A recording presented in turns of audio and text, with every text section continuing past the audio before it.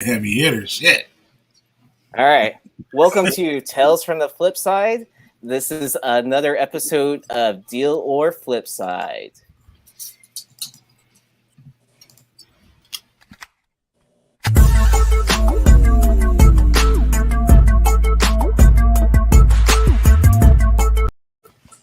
All right, so it looks like we got the Brady Bunch in the house here. So we have a couple new guests here with us today. Let's welcome a viewer, Big Remo. Thank you for joining us. Thanks for having me. Got me in here with the big dogs, man. I'm like a guppy, you know what I mean? Yeah, so where can people catch you, on Instagram? Instagram and Saturday nights at 8:30 Eastern, 5:30 Pacific on the Comic Hall Crew YouTube channel. We do a show Saturday nights, so check me out there.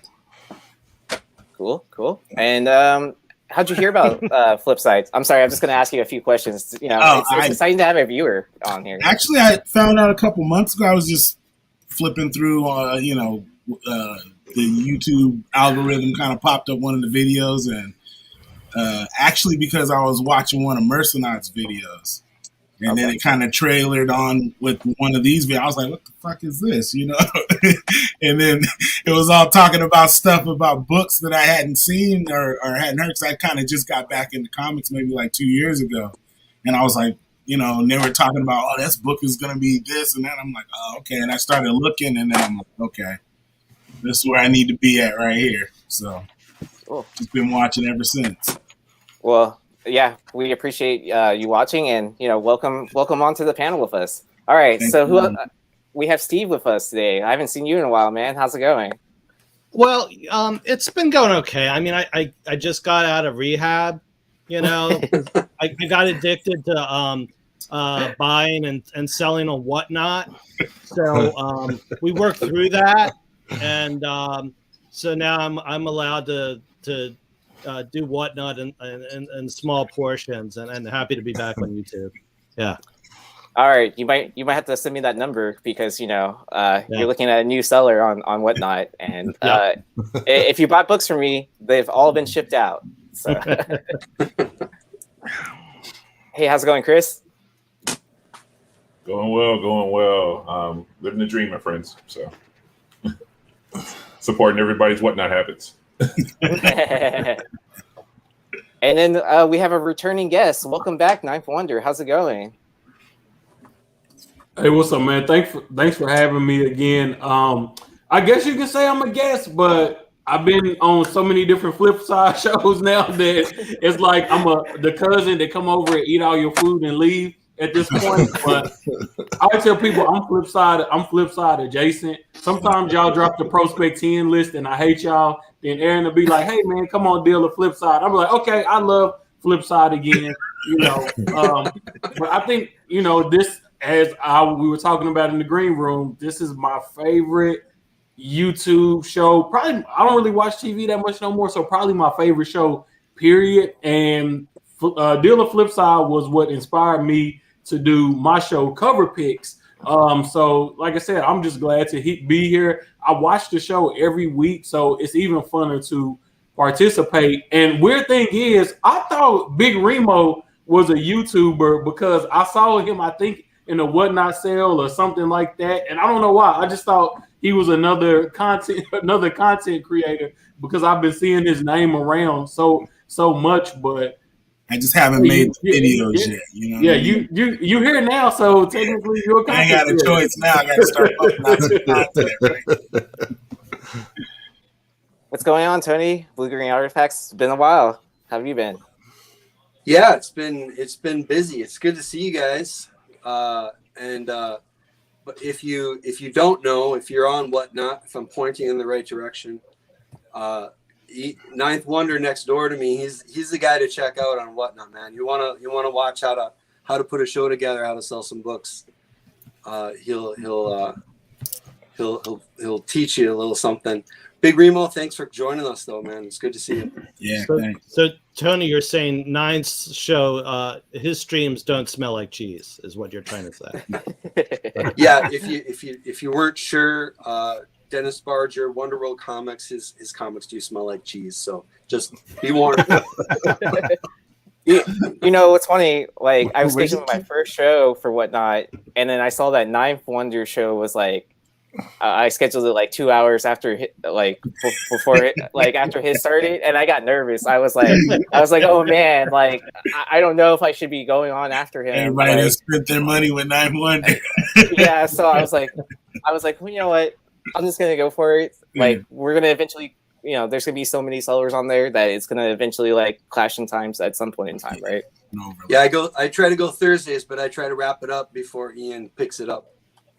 Yeah, but see, the good thing about it is that we all help promote each other's shows. So people, they know, like, hey, they could be watching my sale, but then if I'm doing a book or two that they don't like or they don't want, they can go look at Tony or go look at Aaron's sale and maybe pick up something over there and come back. The good thing I love about Whatnot is it allows you to buy books really quickly. That's a good thing and a bad thing, because just as much as I sell on Whatnot, I buy a lot too. So, it's a really addictive app, but it's addictive in a good way. But I did just want to mention there's been a craze over the Walmart packs lately, and I bought a bunch of those for my show on Wednesday. So we'll have these. I do have some up for pre-sale right now. I just threw a price up there. I'm not sure if I'm gonna auction these, but if you're looking for Walmart packs, don't get on eBay and overspend. I'm gonna try to take care of you guys this week and work out something with these and let you guys have a lot of fun. Ninth, can you hold those close to the camera so we can see the edges? Oh, man, over there, short stop it. Man, I did open up a few of them myself. The first batch was like really good. Then the second batch, it was like, eh. But I think I'm gonna go out to one more Walmart tomorrow and see if I can get one more batch, so that I want to see somebody pull something crazy out of these Walmart packs. A lot of people don't like it, but I think it's pretty cool that some of these incentive ratios ended up in packs, because in my honest opinion, some of those books shouldn't be 1 in 1,000s and things of that nature. Like that blue Thor cover, there's no reason for that being a 1 in 500. But if that would have just been like a regular cover back when that book first came out, like a lot of people probably would have got custom artwork done on that or something like that. So some of those books that's in there are really nice, and some of them, they really shouldn't have been that high ratio anyway. So I just look at this as a way to have fun and maybe for you to get a rare book that you've been looking for, or you can always trade it too. So all right, and then yeah, and then we have a new seller to Whatnot coming soon.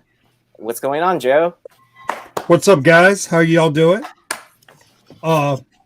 Better known as the Sultan of Slabs, the Prince of Pressing, the Guardian of Grading, the Duke of Dollar Bin Digging, the Count of Comics, the Vandal of Variants, and the Baron of Bag and Boarding. How you guys doing? Can you fit that on your little label under your? Yeah. Hey, my guys text me. You should say this because they don't like when I say your friendly neighborhood comic presser. They said it sounded stupid, so they were sending me all these suggested things. I like my buddy. Shout out to my buddy Bob. He the Fuhrer of Flipping, or the 9/8 Magistrate. All right. Anyway, good to be here, guys. And then let's welcome back Dollar. How's it going, man? Like I heard you were about to start selling on Whatnot too, huh? Well, I mean, before my rookie debut, I want to go ahead and give a shout out to my boy, to my right or to my left, Sean Big Leg. He's got a sale tonight at 8 p.m. Pacific time. That's, for people that aren't good at math, that's 11 p.m. Eastern. Now, I'm a little buzzed. I don't drink much, so just bear with me. All right, so let me tell you something about Sean.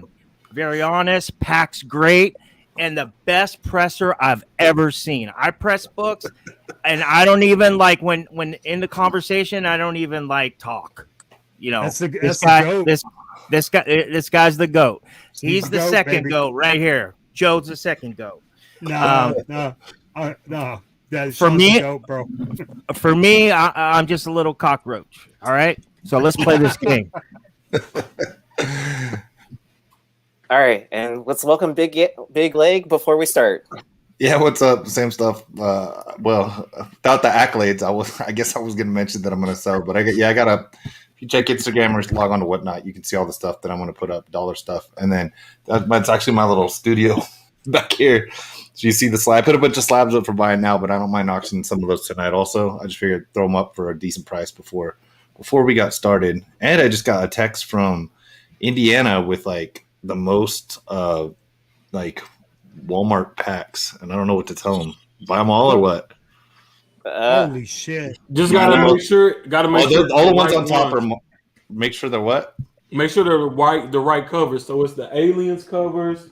It's the Star Wars High Republic with the Rancor on the front. And you want the Black Cat annuals too, because the Black Cat Infinite Destinies annual, the Captain America Infinite I don't know.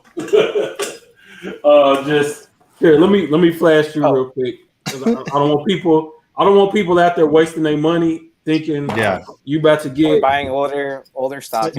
Buying them older ones. I almost did that yesterday. Look for this on the edge. Also, look at the edges. You know. Yeah. All good tips. All right, let's go ahead and get started because that was quite an intro, but we've been asked to like introduce the panel like for every show that we're on. So, anyways, this is our dealer Flipside logo, and let's go ahead and dive right into our first set of books.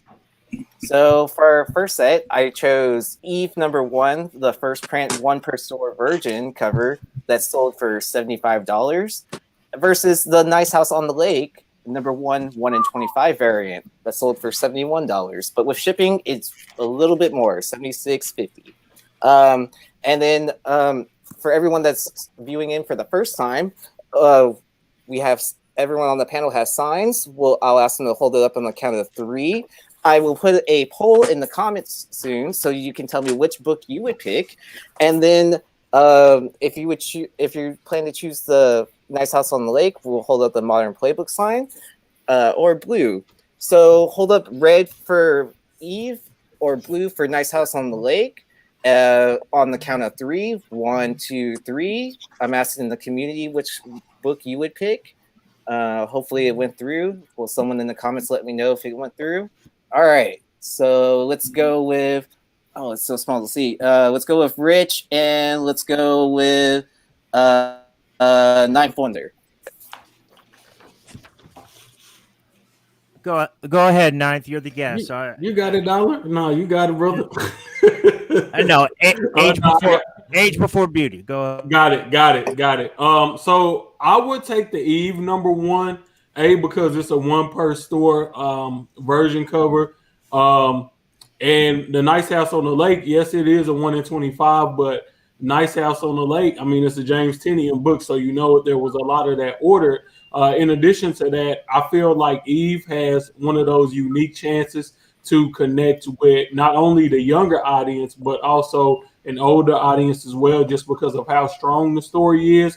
And then the #1 thing I like about this book is it has that lovable character in the cyborg teddy bear. It kind of like Baby Yoda or Rocket and Groot. I feel like when you have those type of characters, those are the type of characters that transcend anything else, because they're not black, they're not white.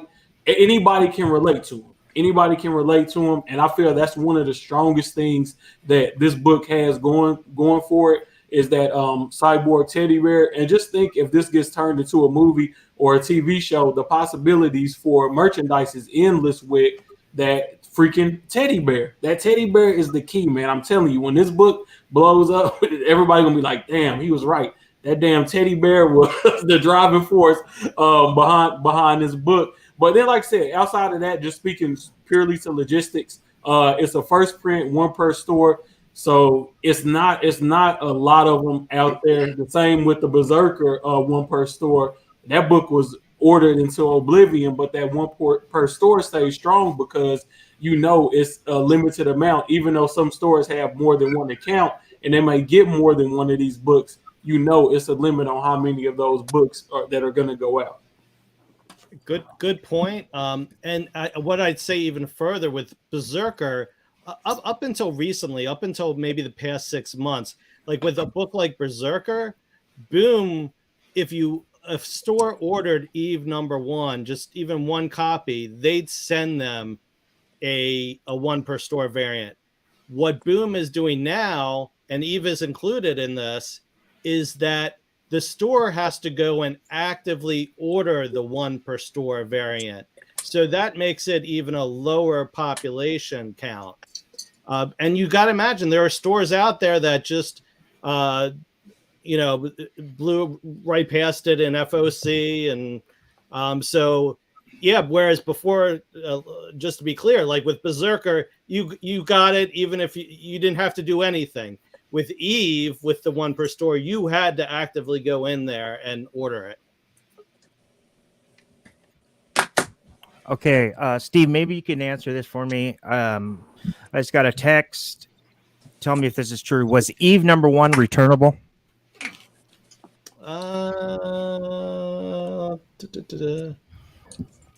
Yeah, it was Boom guaranteed for registered retailers. So I think that means for a lot of stores, I think that it was returnable. So, and I know pre-FOC, Eve was a known book, just like Nice House. First on Eve, why I would take Nice House over the 1 in 25 Nice House first print over the Eve one per store. I mean, there's no arguing. The art is beautiful. The theme, I mean, the teddy bear. I mean, she looks like a badass. I mean, it was a book that was known pre-FOC, and my guess is the majority of retailers. So if we say before the pandemic, there was 3,000 retailers, give or take. And after the pandemic, there's 2,500 retailers. I'm just going to assume that, 90% of those got a one per store. So, I mean, you're looking at 2,300 copies of that. Now, the Nice House which was returnable. Now that's a one per store. I don't know the situation with that, but on the other books, I mean, if the other books end up being in dollar bins everywhere and it ends up being, firewood, and we find out that it was returnable and retailers just ordered a ton, and you can find them everywhere, that could basically drop this book in a second. But the thing with Nice House, this is what I like about Nice House, because it was highly ordered. But let's take the order numbers away. 10 is hot. So yes, I will admit I ordered 2 Nice House pre-FOC, but I was like, I wasn't making fun, but I was like, I'm not investing in this because it's going to be a huge print run. There's a ton of store variants or whatever. It still freaking took off the regular covers. I mean, it still took off 20, 30, whatever dollars. The 1 in 25, as you can see, 71, a month and something after release. So, almost 3 times ratio. So it's doing very well. But 10 is about to leave DC to move on to his, I don't know if it's like a self-promotion digital situation with Kickstarters or what have you. But now we're looking at a situation where, okay, so he leaves Batman. I hear he has actual creator control on Nice House on the Lake. I haven't seen contracts. I don't know the details, but I'm going to assume that he's eventually probably going to write, a certain amount and then basically hand the mantle to somebody else. So in my mind, Tinian books for DC Comics, while he hasn't written for Marvel as of yet, I think they should be scooped up and saved for the long term. And I see a really good long-term forecast for Nice House on the Lake, #1, especially the 1 in 25. Final answer. Good stuff. Aaron, I'm sorry, I got to pipe in. I don't know if you saw, but along with my little vote, I opened this up today. This is a copy of exactly what we're looking at. Here, let me flip screens real quick. There you go. This one I nabbed for 35, so I feel good about that. But no, I got to back up Ninth Wonder all the way. Neither one of those is a bad book. Nice House on the Lake, great writer, a lot of heat behind it. Tinian properties are obviously going to get some attention with other media, whether it's movies or I guess series is just the way to go for pretty much everything now. But if you have been reading Eve, if you know anything about Eve, it has blockbuster written all over it, and not just like adult niche horror blockbuster, because we've seen some of those. We've seen a lot of quality shows get made, from adult properties. Definitely rated R stuff. The Boys has been good. Umbrella Academy has been good. But we really haven't gotten an independent blockbuster family style. I don't know how you categorize this, sci-fi / post-apocalyptic, I guess. I mean, you got some zombies in there. You got, like you said, the android. It is a cute teddy bear, but it also is a murder bot at the same time. It's a killer. Yeah. It's a killer. So I can't see a situation where within the next 6 months, some Hollywood power player doesn't step in and pick up the rights for this and send it off, the way that Will and Jada Smith did with Kanto, set it up with their own production house and really get working on it for Netflix or Amazon, one of the big boys. So it may not be quite as rare as Nice House on the Lake, but I think demand is going to be up there. For Eve, there are 2 books people are chasing. There's this one, and there is that 1 in 50. Right now, the 1 in 50 is kind of in first place as far as dollar price, dollar amount. I think it's pulling in 160 to 180 last I looked. But yeah, no, I am trying to fill up a nice little short box of any cover A's I can see. Less than $10, any of the ratio variants, at or below ratio. I'm a big fan of that book. So Ninth Wonder, I think you're absolutely correct. And I want to give a shout out to the audience watching. They're making a lot of points I was going to say about Nice House on the Lake, that James sent out his newsletter the same day that it was announced that he was ending writing on Batman at issue, 117, or is it something like that? I don't remember exactly what issue, but it's I don't know. Yeah, but he did say that, what we do know is that DC Black Label does own a lot of DC Black Label is a creator-owned property, so the content creators on there own pieces of that. And hey, I got to give a shout out too to the. I mean, we hear all about James Tinian or Victor Levi is the writer for Eve, and if you don't know anything about him, dig into him a little bit. He had Destroyer.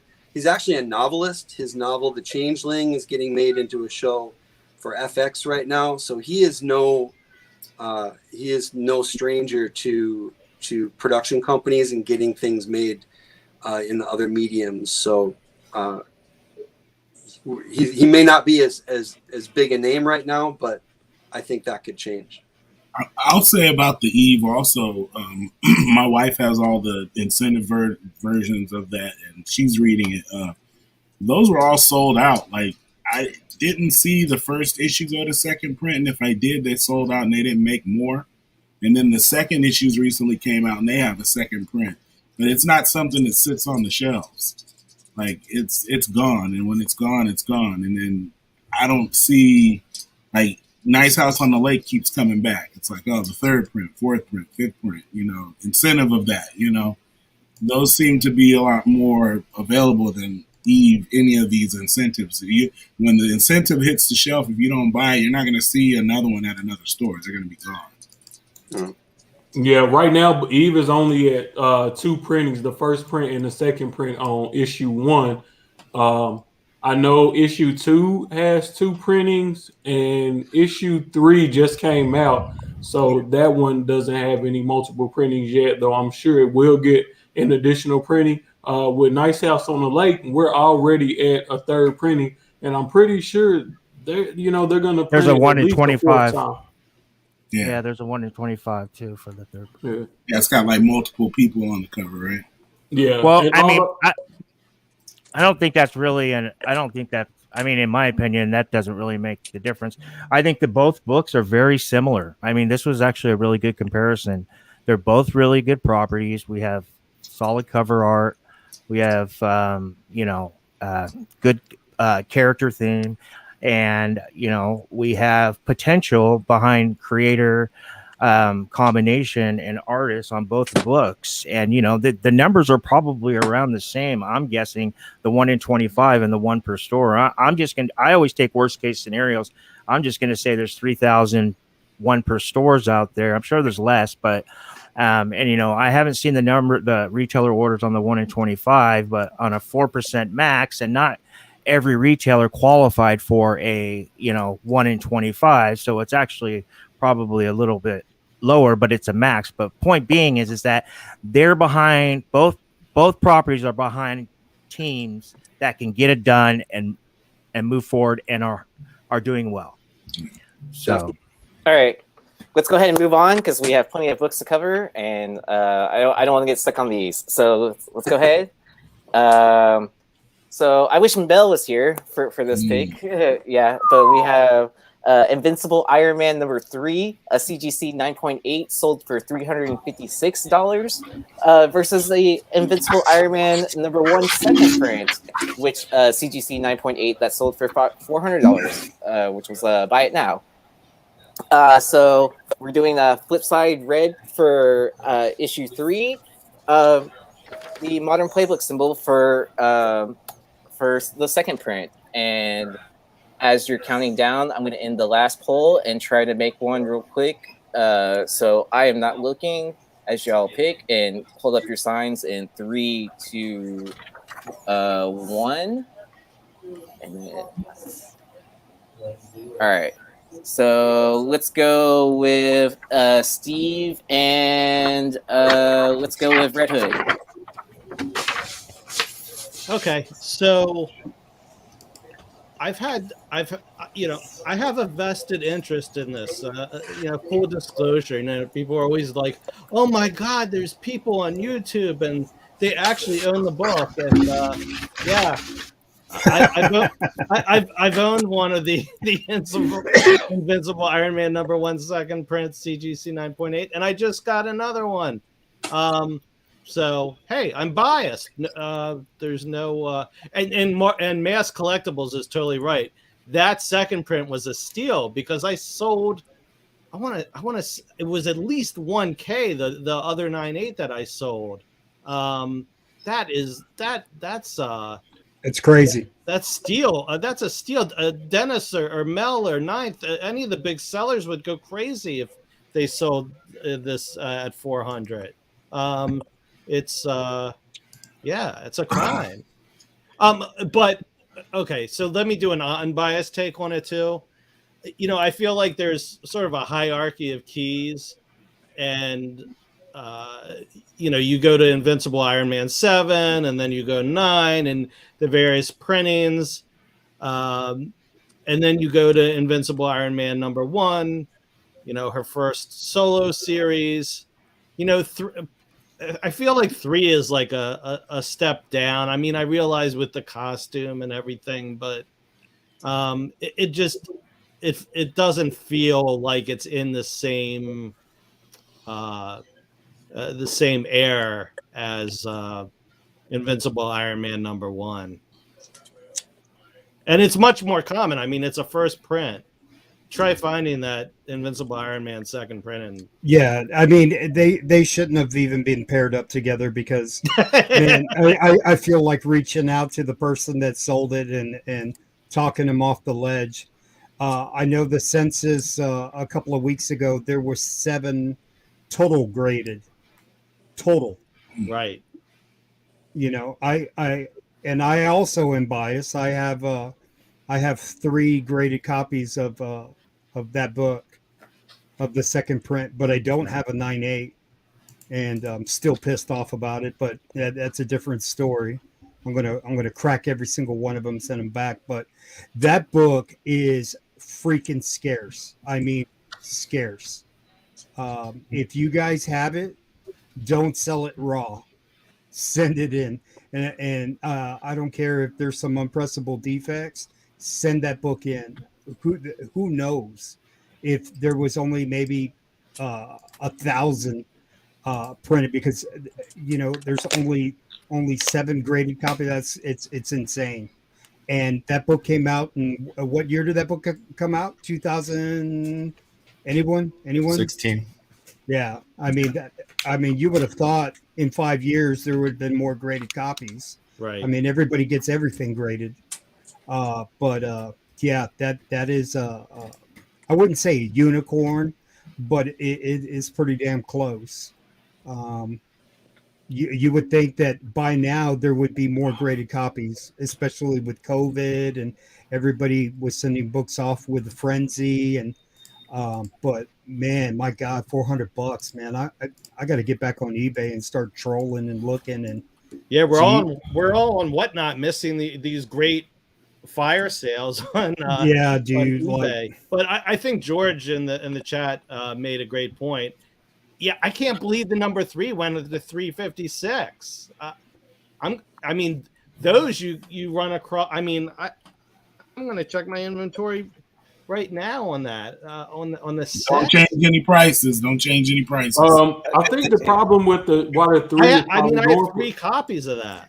Hey, Aaron, would you mind if I second? Yeah. Go ahead. Okay. Yeah. So, correct me if I'm wrong, but number 3 is actually the first like appearance in story, right? Yeah. In the book, and then number 1 is like the first cover appearance. Is the first cover appearance?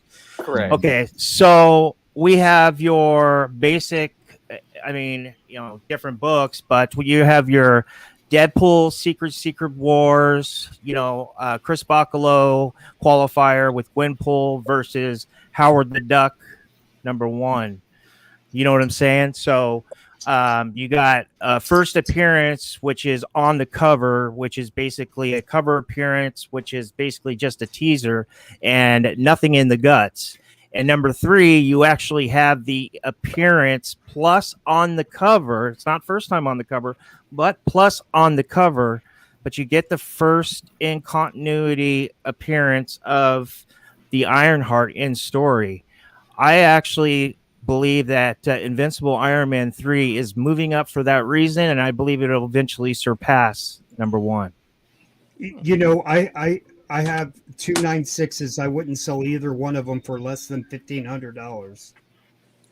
Like, I'm just freaking out that a 9.8 sold for $400, and it almost seems to me that somebody's probably trying to drive the price down. You know. Did I accidentally pick 2 people that both chose the Iron Man number 1? I chose Iron Man number 1. Steve chose number 3. Okay. No. Steve chose number 1. That's why I was confused. I was like, I think they're arguing the same point. Yeah. But I did want to bring up an interesting tidbit here. Well, go ahead, Aaron. No, go ahead. Okay, so 2 things to think about with this. So there is a previews in which it has the Invincible Iron Man number 1 preview inside of there. On the cover is all new, all different Avengers number 1, I think, or Avengers number, I don't know, one of those Avengers books where Miles is on the team is the main cover of this previews. But down in the corner, they have a preview of Invincible Iron Man number 1. You can clearly see the cover, the same cover that we're looking at here, Riri and her armor flying through the sky. Inside of the book is a full-page layout of that cover, as well as like 3 pages from the comic book itself. In my personal opinion, that's something else that people should be chasing, because whether you like it, love it, or hate it, previews became a thing once that Miles Morales preview sold for what it did. Now, I say all of that to say this. The Invincible Iron Man #1 is just Riri on the cover.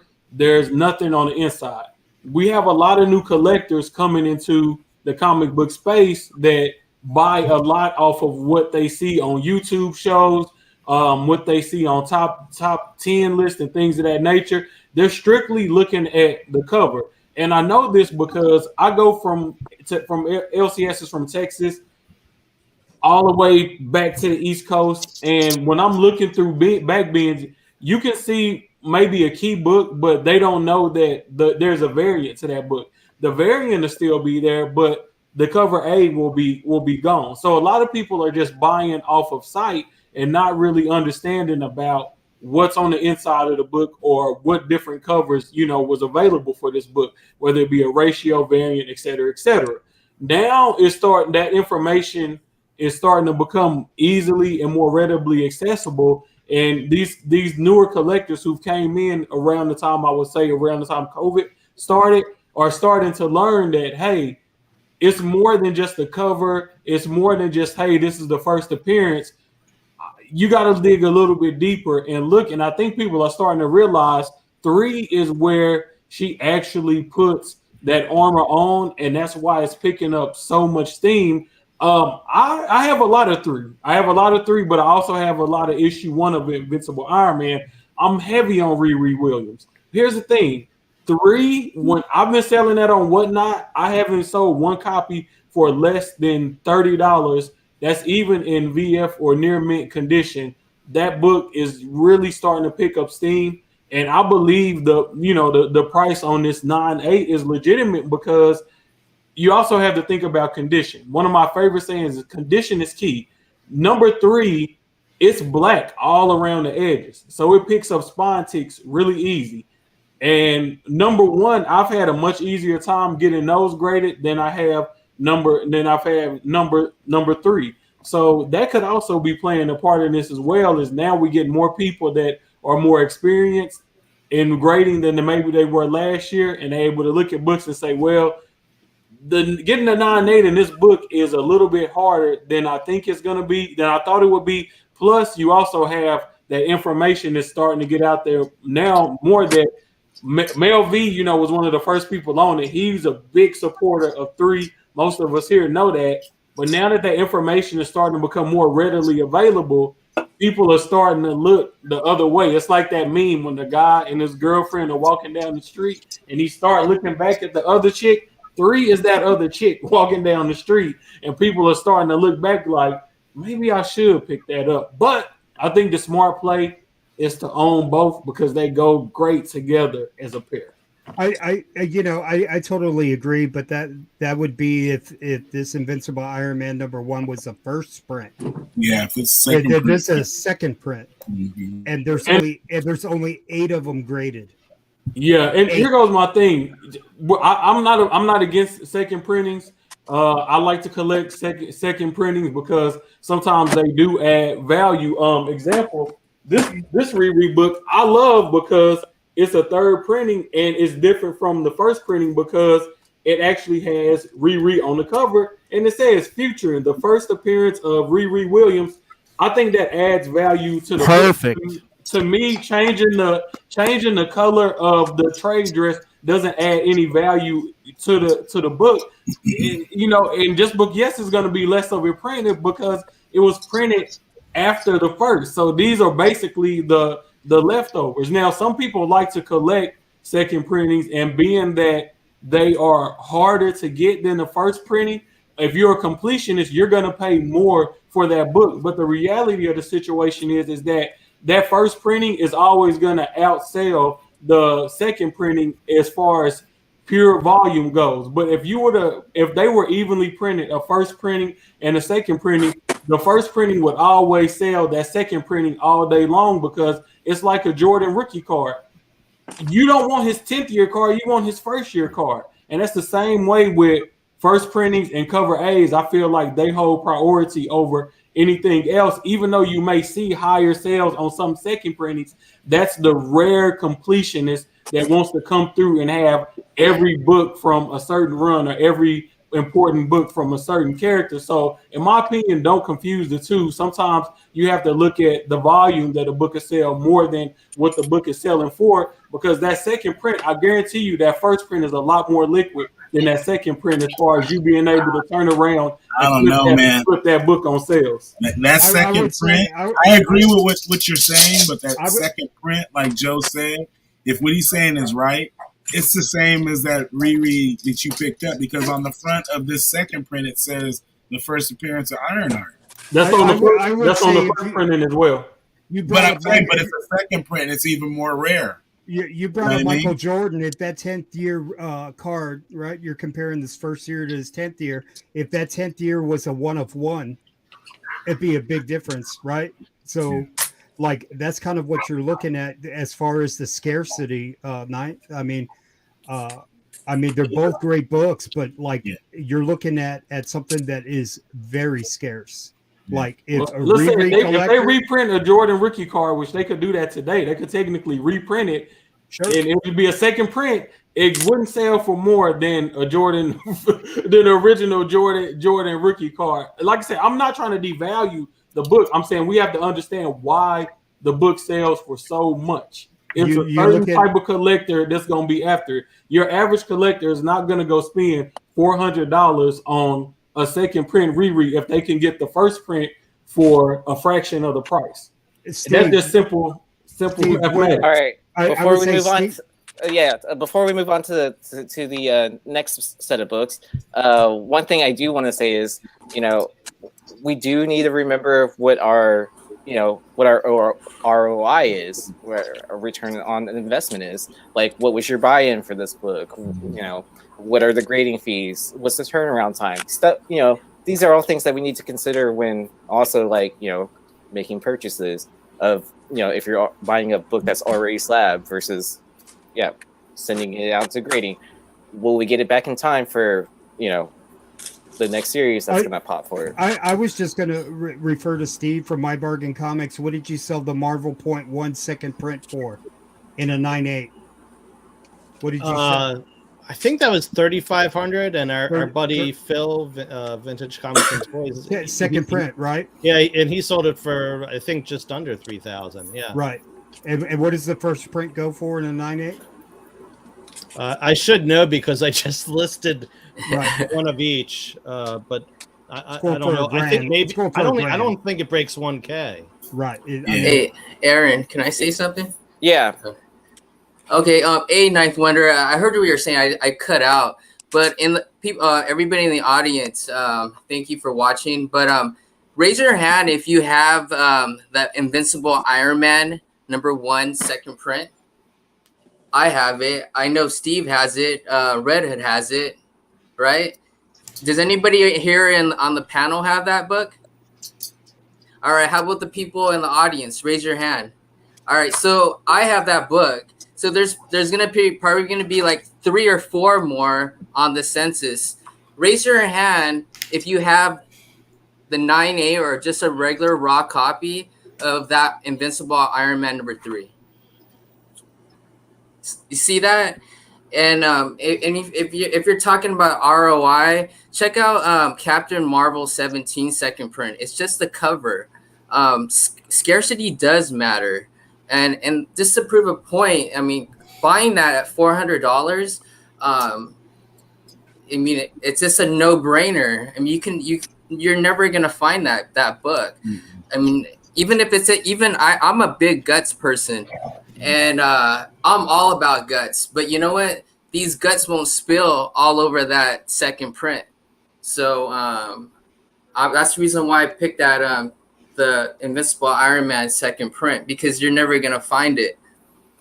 Well, I'm not sure if we're raising our hands is representative. Yeah, exactly. I mean, some people in the panel are professional speculators. They took the test and they have the certificate on the wall that they're a professional speculator.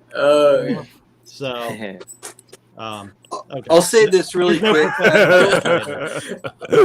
Thank you, my Steve, God. for that. Yeah.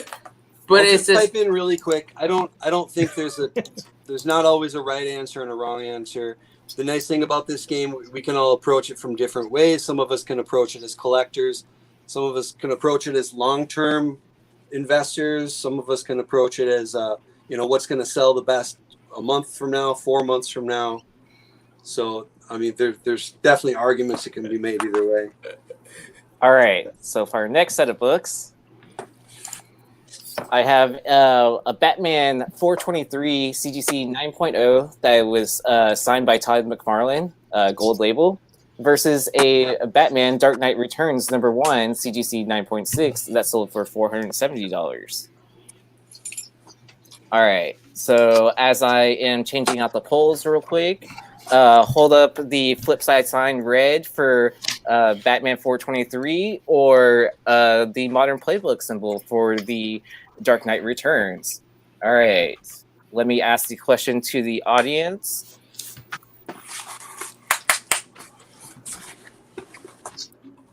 And then as you're holding up your signs, 3, 2, 1. And I am CGC 9.6. All right. Let's go with let's go with let's see. Let's go with Big Leg and let's go with Chris.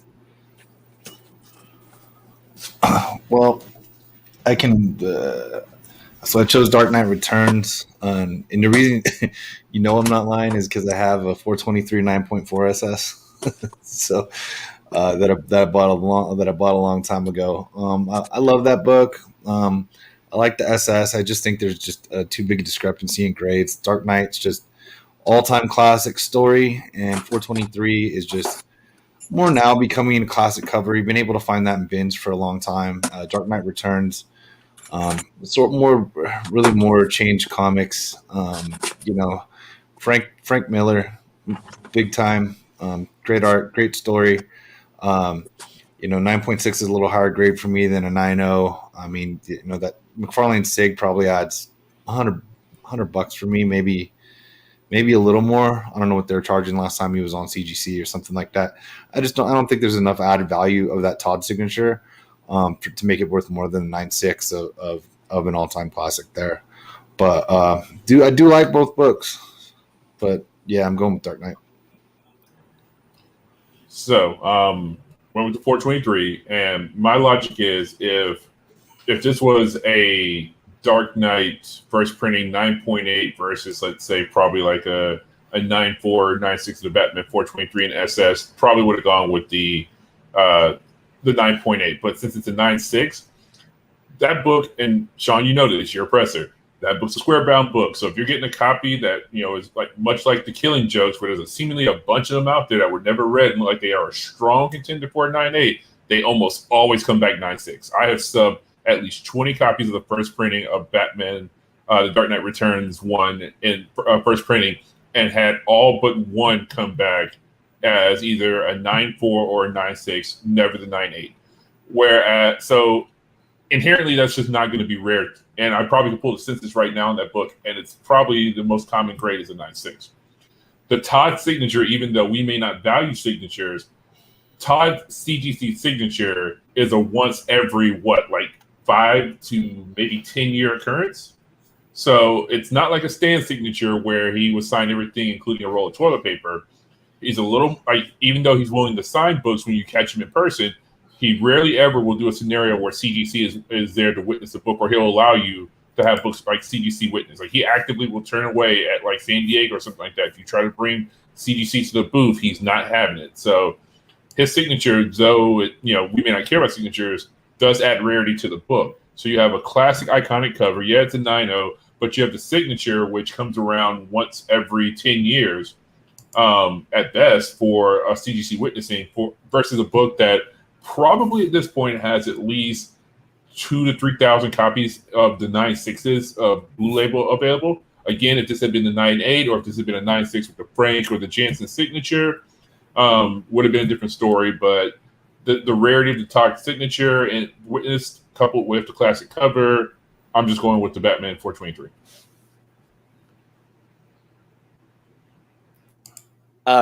So it's open for the panel. Anyone to speak on each other and on any of these books. One thing I will say is I feel like the Todd McFarlane signatures with CGC signings have become a bit more frequent. I want to say he did it like twice in 1 year, like a few years ago. I think he's like one of the creators that kind of started the in-house private signings with CGC, and we can see where that's at now. But I mean, that's just a couple of my cents into the conversation. So I think Batman Dark Knight Returns has spec potential. It sets up a universe, right? I mean, even though the sequels haven't generated the same enthusiasm as the original, I actually liked DK3, the Master Race. That actually introduced a lot new characters. So this is a well that writers can keep going back to. And matter of fact, I think with DK3, Frank Miller co-wrote it, and I think there was rumors at the time that someone else, that Brian Azzarello, actually did most of the writing. So I think every time that there's a new piece of the Dark Knight universe that people get excited about, you can see this book pop. And I mean, now that they're doing a Flashpoint Batman, you could even see the potential. Maybe they'll do the Dark Knight Returns someday, just like maybe they'll do Batman Beyond someday. So it's a pretty interesting addition to the Batman mythos that other people can explore. Batman 423, on the other hand, it's just a cover. I don't think there's any other significance to it. So no, go ahead. I was going to say, I will throw this in there. As I was mentioning before about the census, there are 1,238 copies in 9.6 of the Dark Knight Returns #1. It is the most common grade. And again, not knowing who the SS is on the Batman 423s, there's 39 SSs. 39. Yeah. So just put that in perspective. Yep. About 150 total 9.0s. When you look at and I picked the 423 because I don't have an SS, and I kind of like a McFarlane autograph on one, but that's here nor there. But when you look at, and I know we use this word a lot, but iconic book, iconic.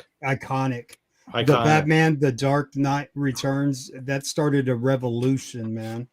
That started prestige format. That changed the way comic books were written. I worked in a comic shop at the time when those books came out, and there was a line around our comic shop. We'd get our books on Fridays, and I can't tell you the electricity that when that book hit the shelves, it brought, without social media. A 9.6. I mean, be proud to have a 9.6. A 9.8 be great. It's an expensive book in a 9.8, but for any comic collector, I mean, that's a must-have, man. It's a must-have. It's a tough 9.6. I'll add on to that, Joe. You're right. It's good to have a 9.6. This book is notorious for color rub on the back. That square bound, flat, real thick, a spine. If you get any kind of crease in there, it's impossible to get it out. You can't press it out. I mean, you know, it's a tough book in high grade, and even though there are almost 1,250 copies of the 9.6, it's still a good book. And Steve makes a great point. It does open up the opportunity to create another universe through the Frank Miller Batman The Dark Knights continuity situation. Here's the thing about Batman 423 though. I mean, 9.0 is definitely not the grade we want to open up when we do our blind CGC unboxings, okay? but on the other hand, if we do get Todd McFarlane's autograph, and it's it's an iconic signature on an iconic cover, and but no make fun. I mean, and I will add, you had to buy, I think, 250 copies of King Spawn 1. I believe 250, was it a 1 in 250 to get his autograph on, or a signature on that. But yeah, going back into it, every LCS I go to, or the last 4 years, not 4 years, I'd say 3 years, every shop owner I know around here personally, all of them say they get calls all day about the Batman 423 raw book, not graded.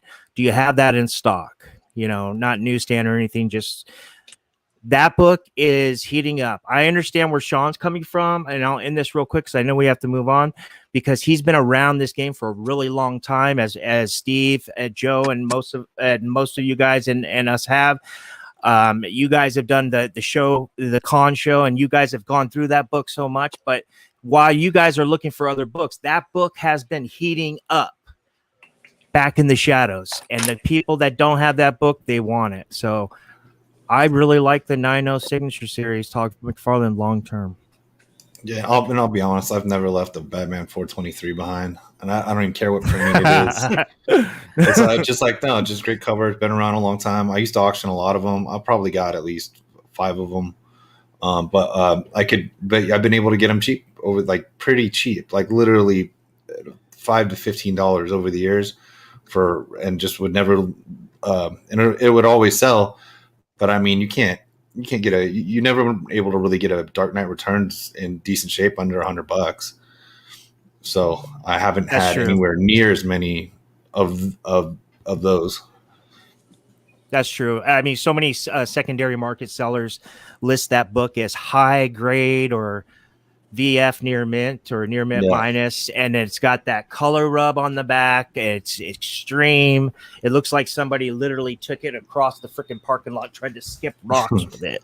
I mean, that's how bad it is, And if and Sean knows and Joe knows, if you get any kind of crease in that heavy cardstock, thick square bound spine, you can't get that out. You just can't get it out. And that's common if you read comics. I know Nico doesn't read comics anymore, but, Bird.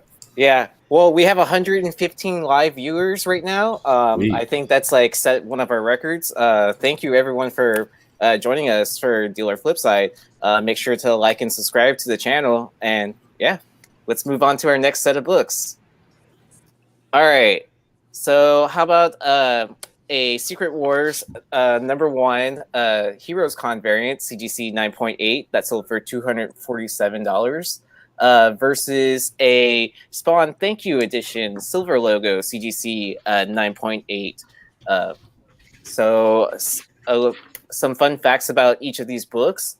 The Heroes Con, from my understanding, gets a pretty big binary tear on one of the corners. And then with the Spawn Thank You foil logo, that was a 1 per store, or 1 per diamond account, I should say. And another fun fact about the Spawn book, Todd McFarlane will not sign that because of permission rights of using art and stuff like that. I'm gonna stay out of this one because I own the top book. Okay. I own both, so I can't say much, right? All right, and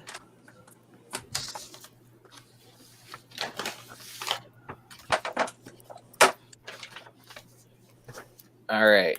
And hold up your signs in 3, 2, 1.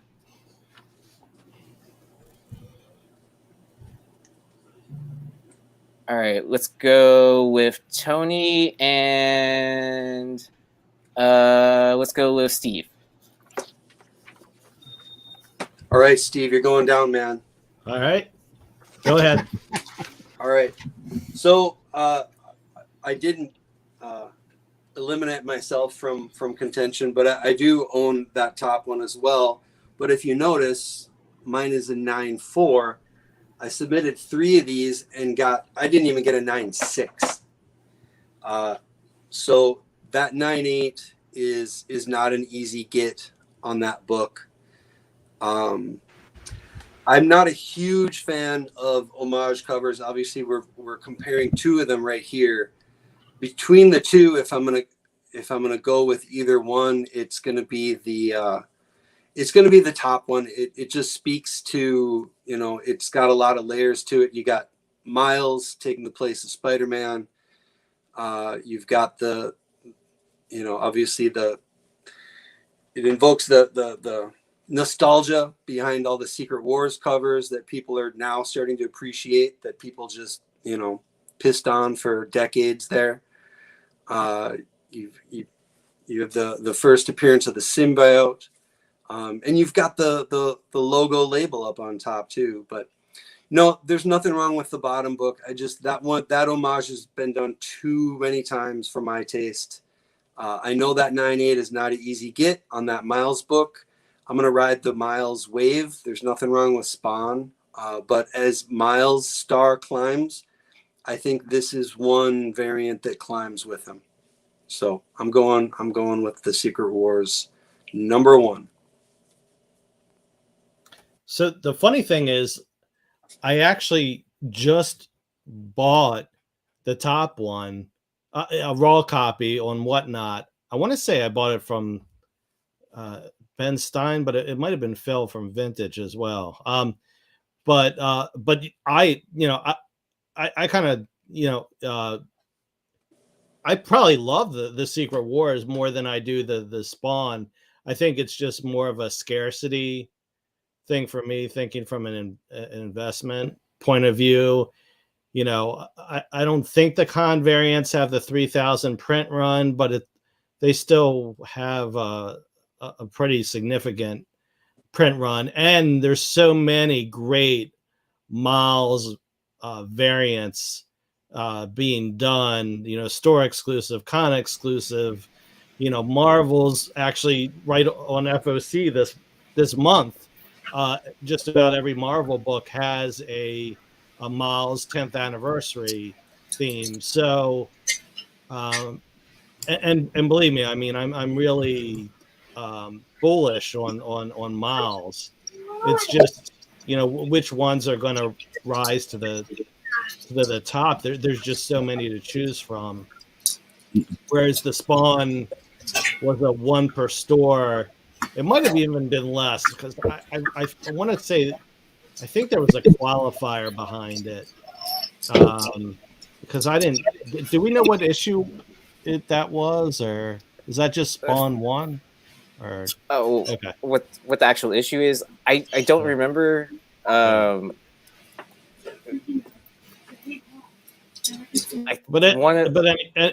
any regard, I'm not even looking at it from an homage, point of view, that the Spawn's an homage. It's just pure scarcity that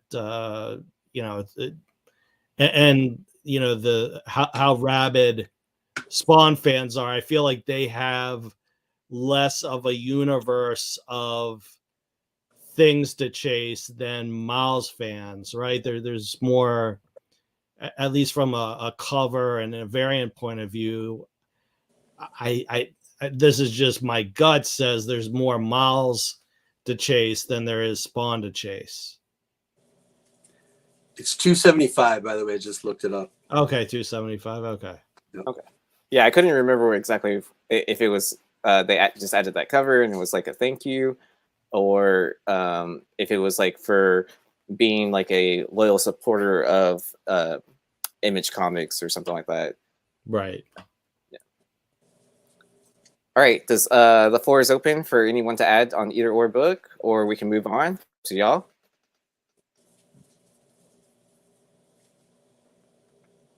I will take silence as I'm moving on. All right.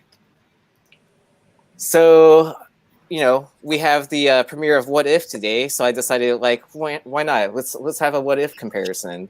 I decided to choose What If #1, the Spider-Man joins the Fantastic Four, CGC 9.6 that sold for $325, versus a What If Venom possessed Deadpool #1, CBCS 9.8, Scotty Young cover. So hold up your signs in just a second. Look what you pick and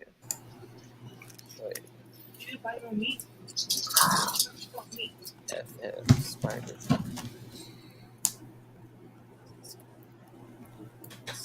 And what is? All right, hold up your sign in 3, 2, 1.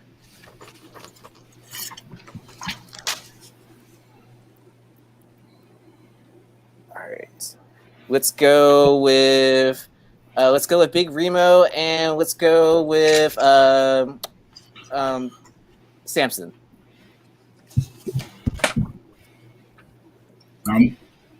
I just always liked that book since I was a kid. I'd probably buy it and then have Joe crack it and see if he can get me a 9.8. And then, I just keep it as one of my Grail books from being a kid. I don't know too much about the other book. I can't say I wouldn't buy that one, but Fantastic Four, Spider-Man, you can't go wrong with that one. Yeah, both these. Can you guys hear me? Both these books are really cool. I like the What If series. The reason why I chose the What If Venom possessed Deadpool, I just think it's super rad. I mean, imagine watching that on screen. I just think those two characters are just really hot. They're very bankable. And there's nothing. It's just a no-brainer. But and I'm sorry, I'm getting my ears. I'm sorry. Okay. But yeah, I picked that. I picked the Venom that possessed Deadpool because it's always just been a hot book ever since it came out, and I think you'll get a really good return on investment in the future. That is a very good point. There is a newsstand for the What If Venom possessed Deadpool, and those are pretty rare. It's also a price variant, so CGC will actually recognize that. And the way you can tell is if you look on the barcode, it says direct or it says newsstand. So I can also see Spider-Man crossing over into one of those movies too. If they have a Fantastic Four, another one that they put out and they have Spider-Man in it, or even if they have Miles in it, you know what I mean? Somehow, like with the Ultimate Universe, that book would really spike too. You know what's really upsetting is that CBCS label is so horrendous, and hopefully they fired the guy with the idea of the font. What if we use this font? Jesus Christ! And it's Can't even see it. to me, it feels like a PGX label. My God, dude. Yeah, he definitely needs his behind whoop for that. I did want to say I had held my sign up like this because I'm torn in between these two books. On one hand, I feel like with the What If #1, it's the very first What If book. It's from 1977.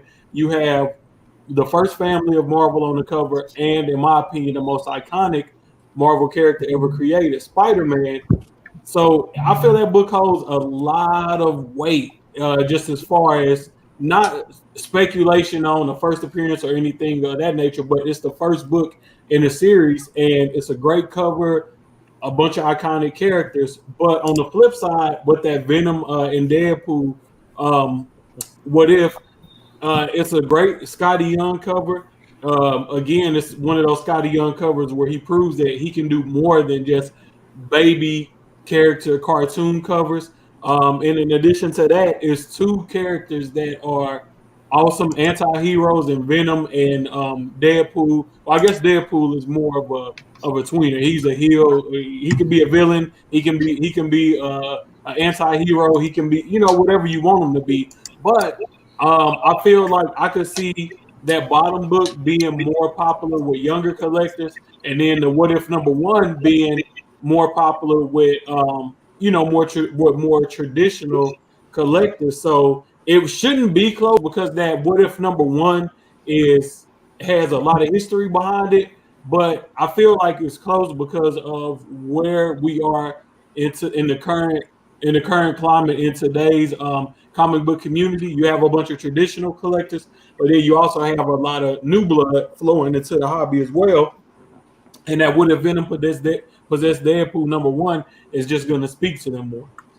Yeah, I mean, I think you're right, Ninth. I mean, it's like, the newer collector probably take the bottom one, but like, if what's closer to happening? Are we closer to Spider-Man teaming up with the FF, or are we closer for Deadpool and a Venom mashup?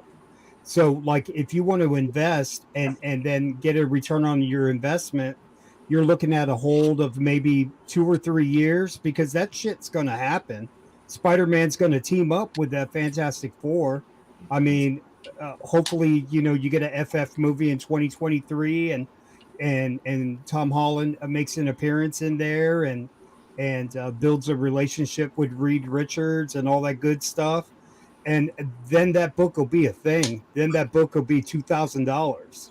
Yeah, that book is definitely underpriced, and I'm willing to bet anything that I own that we will see that, as long as they continue to do the What If show season, after season. I actually think that has a better chance of being a continuous series on Disney Plus than any of the other shows, just because you can recycle that every year and it'll never get old because you have a rotating cast of characters on there. It's not the same thing every episode, so you don't even have to worry about there being a cohesive story with it. You don't really have to worry about how it could possibly interfere with the movies. I think What If is going to end up being a huge series for Marvel that they might not even themselves expect it to be that huge. I just think it's a fun thing that fans can sit down, watch it, and it's not you don't have to worry about any spoilers or anything of that nature. I just think it's going to be a good, fun watch for people for years to come. Yeah, I'm going to back up. Oh, I was just going to say really quick. I'm going to back up my boy Samson. Go with that, the bottom one. I think there's nothing wrong with that top book. I've owned it raw in good condition. I'm going to be a little bit of a snob though, and say we're looking at a 9.6. Yeah. But that bottom one, you have What If collectors, you have Deadpool collectors, you have Venom collectors. It hits it checks a lot of boxes. And yeah, so I'd like to get the bottom one in my collection.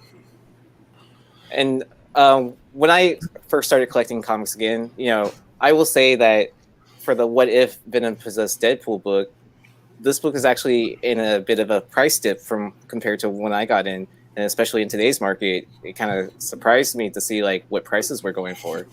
I remember when raw copies were selling for $300, and 9/8s were probably like in the $400, $500 range at one point. And then, but it's hard to beat a classic of What If Spider-Man joined the Fantastic Four, and we're seeing that book rise and mature right before our eyes. And it's always been traditionally like a $50 book, but I will say that if I don't see Peter Parker in a Fantastic Four uniform with a brown paper bag over his head, I'm going to be really upset. So. One more thing I did want to add on that what if Venom possessed Deadpool, the other 3 issues in that story, they're combined in with other what if stories, and those other 3 books, they're pretty cool on their own. So I think that kind of adds a little bit more value to this particular book here, being that it's the only standalone book within that story. So what that is all 4 parts of that are put together in the What If Venom Possessed Deadpool Scotty Young cover. So you only got pieces of it throughout those other What Ifs. Oh, okay. So they just sprinkled it in there. Okay, I always thought it was the one, and then the story continued throughout the rest of the books to try to sell those other books a little bit more. Yeah. So those came out before this cover actually came out, to my understanding. Oh, that's interesting. That's very interesting. And also, this is a Rivet cover that ended on a Friday in an auction, so like it could go for a little higher without the rivets and without a Friday auction. Yeah, I mean, like, even comparing other prices of it too, like you can see like what raws are going for right now. Rivets are a bargain, baby. If I was going to buy it, I'd send it into CGC for a crossover, and I don't care if I waited a year just so that I could get a better label. And I'm going to be like Richie. I'm going to hunt down a newsstand. All right, so let's move on to our next set of books. All right, so we have a Moon Girl and Devil Dinosaur #1, the 1 in 25 that sold for $650 for a 9.6 CGC, versus a Hawkeye #9 CBCS 9.8 second printing that sold for $700 on the best offer. I will mention this: there was a CGC 9.6 second printing of the Hawkeye #9 that sold the very next day for $800, I want to say. And I think it was also a buy it now best offer situation. But before y'all hold up your signs, I will also announce that the audience chose the What If #1. But let me end that poll and then type this one in real quick while you hold up your signs in 3, 2, 1.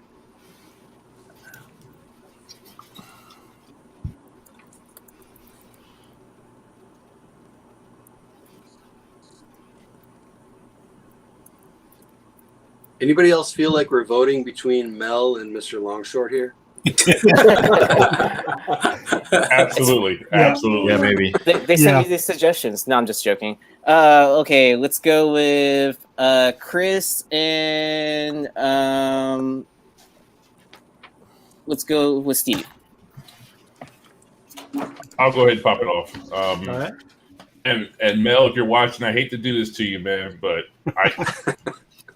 I have my reservations about Moon Girl and Devil Dinosaur. Really, like, if it stays animation, I just don't see it like cementing itself as like part of the MCU people really don't care about. Like, I see it being a hit with kids. I see it being real difficult to make that, to have Moon Girl and Devil Dinosaur translate to something live action, at least right now. But if we're talking about quick and easy money, like whoever got this to 700 could probably like either cross over it or just turn around and repost it and probably make us move like 950 easy. Like, it's just, I feel like you like, and don't get me wrong, like somebody recently posted that Moon Girl and Devil Dinosaur in the 9.8 went for like 2 Gs or something like that. But it's not the 9.8, it's the 9.6, which means that it's probably the most common grade of that book if you got a copy. And you're dealing with a very limited audience. Like the people who are going to want that Moon Girl and Devil Dinosaur are realistically people who are probably specking on it being the next big hit versus people who really care about it. Because there's just, most people aren't reading, except for Mel, weren't reading Moon Girl and Devil Dinosaur. This Hawkeye book has already, it's confirmed, it's coming. People love, Haley Steinfeld. It's, she's going to be probably part of the Young Avengers. Like, it's just kind of it's money in the bank at this point, and you're hoping that Moon Girl and Devil Dinosaur are a hit. So that's why I'm with the Hawkeye. So the reason I didn't go with the Hawkeye is because, you know, I know some people love it and think that it's iconic, you know, but you know, I mean, not everyone's on that same page. I mean, so it's kind of like some people like it, and then there's some people that just love it, and I assume there's some people that even don't like it. I'm kind of in the middle, you know, and and things just have a very passing. I feel like with Spec, you know, it's kind of what have you done for me lately. So, you know, there's this build up to Hawkeye, but I feel it's similar to like Yelena Belova. If you've been following, you know, the Inhumans #5, you know, you know, I remember, you know, getting a lot of offers like that week that the movie came out. But now, you know, people aren't going to pay attention to it again until she appears in Hawkeye again, ironically. Whereas Moon Girl is a first appearance. There's, you know, no doubt about it. There's none of this, you know, what I often term, you know, silly. This is a cameo. This is a first full. This is a half full. This is a first cover. I mean, the Moon Girl, you know, there's just no debate about it. And you know, you see her in the comics as being, you know, one of the, what is she, the smartest person, or what, top 3, or depending on what, you know. I just read a preview of Dark Ages #1, and you know, Reed Richards is calling, you know, Moon Girl in there to help with that. And I don't think the animation and live action are mutually exclusive. I think, you know, yeah, well, we'll see her first in animation, no doubt. Yeah, I mean, I think, you know, live action is probably inevitable. You know, yeah, I think Hawkeye 9 for the quick flip, because yeah, it's something that's definitely going to happen. But you better flip. You better flip, because I don't know that it actually sustains. And you know, I like things that sustain and grow in general. Not to say that I never flip, but yeah, I think the Moon Girl is just going to continue to grow. It's not going to be like, oh wow, there was, you know, it may take a breath after the Moon Girl premiere, right? But you know, but then you also have, you know, you do have the live action to look forward to, right? There's always people be holding out for that. So you kind of have two catalysts versus the one catalyst for Hawkeye 9. That's, you know, a long-winded explanation. Steve, I just have a funny feeling that Hawkeye show is going to be a hit. Yeah. And this purple labeled Hawkeye book in a 9.8 is going to be $2,000.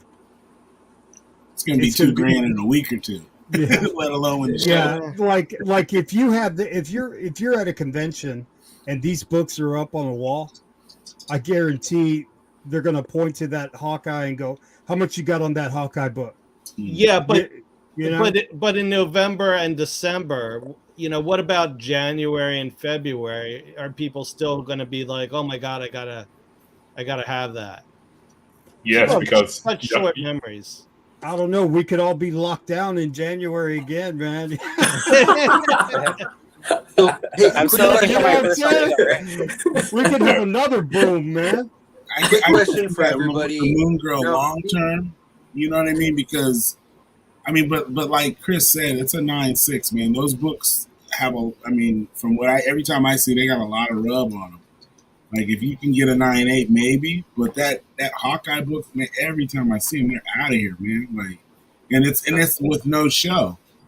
That's purely speculation. I mean, that show comes out, and the boys start seeing this girl, and she's hot, and then the little girls see her, Mama, and they like they like her, they want to be like her. I mean, she's gonna be out of here, and this book is that $700 is gonna seem like nothing. Yeah. You know what I mean? Well, I'll say And then by this. March, everyone will forget and have moved on to the next. Yeah, I'll It's say an this. ongoing show, though. It's not just one season of It's Hawkeye. She's Hawkeye from now on. You know what I mean? well, Like, Yeah, here's the I thing know. about it. Here's the thing about it. That Moon Girl, I can say I firsthand helped broker a deal, a 9/6 selling for $850 last Saturday through Whatnot. Mail sold his copy to one of the bidders on the app. The bidder was close to paying $1,000 even for that 9/6, but since he had bought so much, Mel was a little gracious and gave him a little bit off, on that book. I think the big difference between these two books and what's going to separate them is that Moon Girl and the Devil Dinosaur, number one, will always be the first appearance of Moon Girl, and there's nothing that's going to change people's feelings about that. They always going to know that, hey, this is a number one. This Hawkeye book, the only thing it has going for it is that Marvel did a second printing, and they were smart and did a purple trade dress for it. If this book had a yellow trade dress, it would not be a $700. It would not be a $700 book. So right. as soon as people look, out of sight, out of mind. Soon as that Hawkeye show come and go, if Marvel said we never doing another season of Hawkeye again, and Kate Bishop just becomes a character that we see every now and then in movies, the floor is gonna fall out on that book. Moon Girl and the Devil Dinosaur number one is starring. This is one of the first books with a young black girl as the lead. She's one of the smartest people in the Marvel universe, and I think Marvel, they haven't said anything officially, but I think the way that they are viewing this character is completely changing, because look at a book like Eve. This book is already there. We haven't heard any option news or anything of that nature, and we got grown men, a panel full of grown men sitting here speculating on that book, speculating on Moon Girl. These are the type of books that are going to extend the life of the comic book community, because our old asses ain't gonna live forever. It's gonna be our kids, our grandkids that are going to read these books. And guess what? You look around, women are living longer than men. Black women, I'm not trying to get political here, but black women are graduating from college at a higher rate than any other race or creed on this country. These are the type of books that are going to appeal to them. I hit a lot of last thing I'm gonna say. I hit a lot of comic shops, and I'm starting to see more women digging through the back issues than men. And I'm gonna just leave it at that. So real quick story. When I got back into comic books about 2 years ago, the only thing that got me into the comic book store is my daughter, who's 9 right now. She was like 7. She was like, "Dad, there's this girl cartoon called Ironheart, and I want you to go buy me the comic books." So I went to the store and I bought her the first 5 issues, and then I told her to read them, and then I'll buy her the rest. I'll keep up with the story. Riri is just as smart, if I'm not mistaken. She's up there too. So it's not just Moon Girl, who's a smart young black girl who these kids, and my daughter is half Mexican, so it's not just about, it's any minority character that they can identify. Hell, it's any character that's a little girl that they can identify with. But I just think that Moon Girl is going to take a little bit more for her to, like, we love her, but she might have to go the What If route and be animated first, and then people dig her, and then they bring her on. Kate Bishop is going to go straight to the silver screen, and people are going to know her just like they did Hawkeye and everybody else in the MCU, and that's going to be her introduction. And the teenagers are going to be the ones who are going to be like, dressing like her. They're going to be getting their summer jobs and going and doing stuff like that. They're going to be buying into her. Moon Girl is it's still building. It's still building. I got a question for you guys. Yeah. Let's let Tony ask. Yeah. Oh, it's all right. I'm sorry. No, go ahead.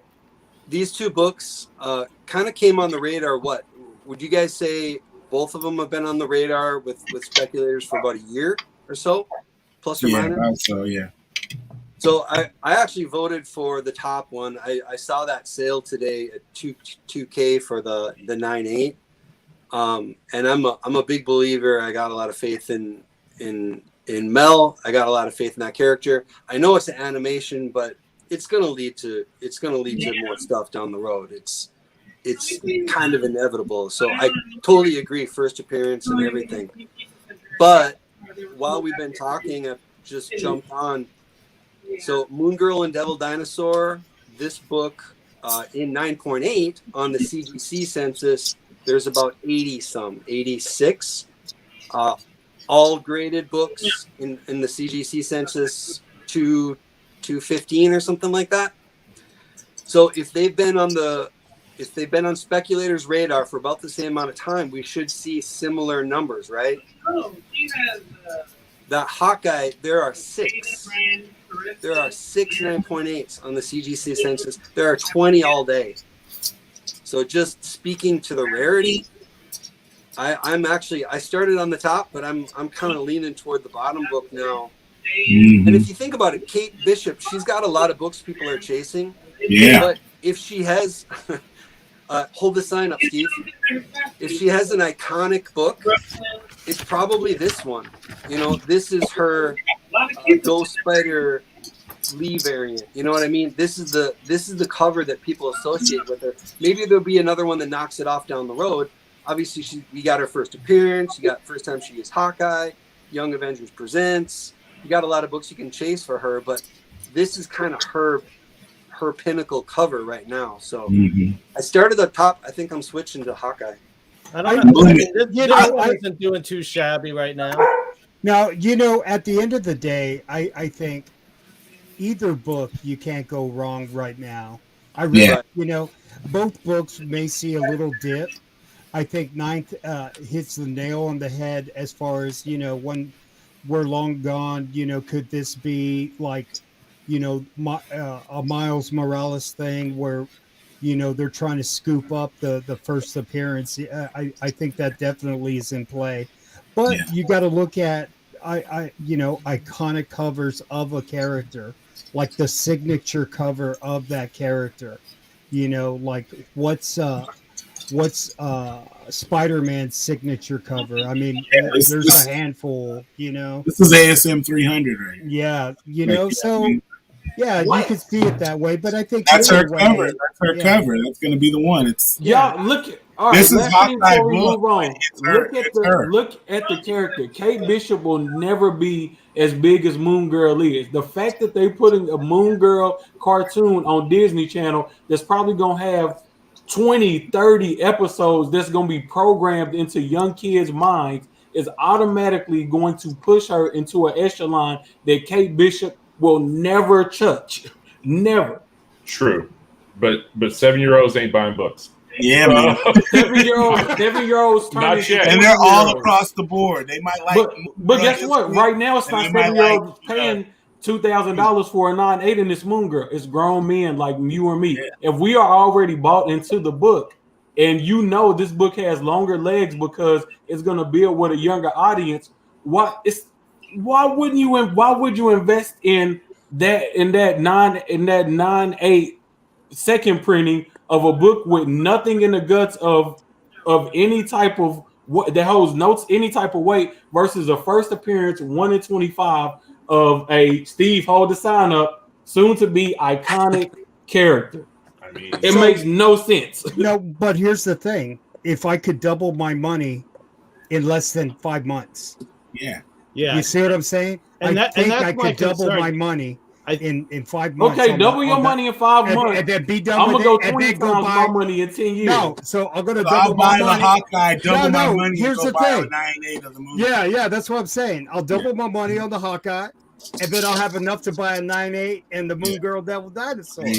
You'll have trouble. That's the cheapest I've ever seen that. Better get rid of it in 5 months because this time next year you'll have trouble getting rid of it for $700. That's I tell you what, Aaron, this is one that you stamp, and we'll get back. And we'll come back and revisit this one in like 3 months and see where it's at. Okay, because you know there's a lot of great points going back and forth. You know? Yeah, I'll save this slide and put it like save it as a reminder, and then I'll write something like look up prices in December or something like that. That Hawkeye is going to be like triple the price. No. But yeah. I mean, it's always fun to revisit books. And speaking of that, let's take a stroll down memory lane and go to our next set. And who remembers our Albedo 2 comparison to TMNT number 1? So let's have a battle of second appearances. We have Albedo number 3, I guess, or would TMNT be a second appearance? All right, we'll figure it out later. I don't work for either company. Albedo number 3, CGC 9.6, second appearance that sold for $515 versus a TMNT number 2, CGC 9.2 that sold for $586. Let's see. I'll go ahead and pick a panelist to decide, and then we'll hold up your signs in 3, 2, 1, and then I'll put the poll up for the audience to decide. All right. 3, 2, 1, hold up your signs. Let's go with Chris and let's go with Samson. All right, well, I'll pop it off. Question: who here has actually ever seen an Albedo 3 in person? So I see one hand. Yeah. I can go to my LCS right now and go pick up the Turtles 2 first printing, like for probably $650, $700 or so if I don't want to negotiate. Turtles, I was a kid who was born in the 80s, raised in the 90s. I was all things Leonardo. I was that guy. But unfortunately, the Turtles legacy is getting tarnished more and more with these bad, movie productions, these lackluster, cartoon series that are being put out, and everybody who's our age can afford their copy now, already has one, and like Usagi Yojimbo is doing backflips. Like there's a new animated series coming, I think, to Netflix. It's going to put that character in front of a whole audience who only probably tertiarily knew about them from their Turtles appearance.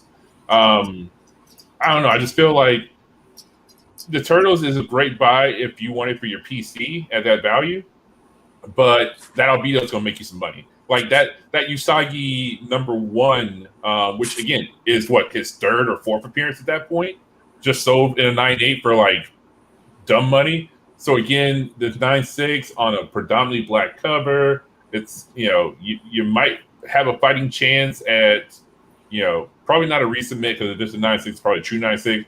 But I see you probably being able to make it easy $750 to $900, like once the Netflix trailer drops. If the series is successful, you probably got you a $1,500 to $1,700 book on your hands real quick, with the first appearance turning into probably a $5,000 or $6,000 book in like mid grades.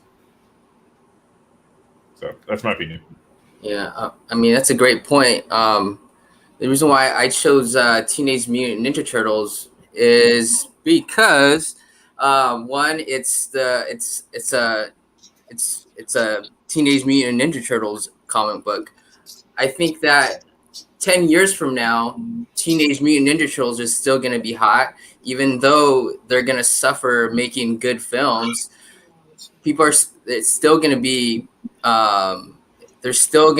People are still gonna want it. My nieces are into Teenage Mutant Ninja Turtles.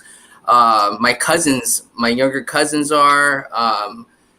When it comes to Usagi, I think it's gonna be hot one day and gone the next. I think that when it comes to teenage, I'm just gonna say TMT. Teenage Mutant Ninja Turtles, I think that book is going to continue to keep on rising, and people are just going to chase after it. I don't see it happening with Usagi. They're going to have a Netflix film. I don't even know about it, but right.